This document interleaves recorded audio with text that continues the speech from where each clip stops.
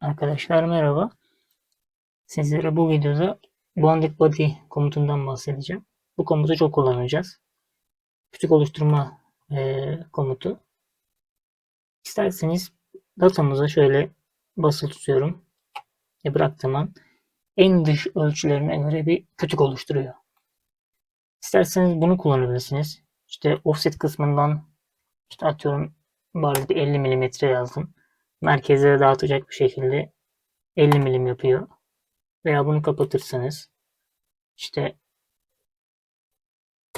bu kısımlara yazarsanız bu tarz kütük oluşturuyor. Veyahut tekrar komuta girdim. Örneğin bu yüzeye tıkladım ve bu yüzeye tıkladığım zaman bu yüzeylerin kesiştiği noktalara göre kütük atıyor. Örneğin şurada bir çıkıntı var. O çıkıntıyı alması için o yüzeye de sık tıklamam gerekiyor. Bu yüzeyde tıkladığım zaman yani 4 yüzeyde tıkladığım zaman en yüksek noktalarına göre kütük oluşturuyor arkadaşlar. Keza aynı şekilde üst ve alt tabanlara tıklamamız gerekiyor. Yoksa sadece burada bir 1 milimetrelik bir yer var. Örneğin alt tarafı dokunduğumu varsayın.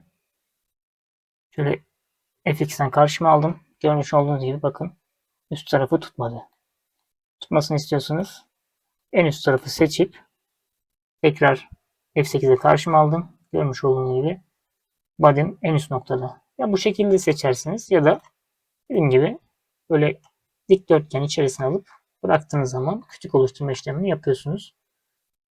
Bunu dediğim gibi programlarda çok kullanacağız ve sürekli bundan değineceğiz. Bir sonraki komutumuzda görüşmek üzere. Hoşça kalın.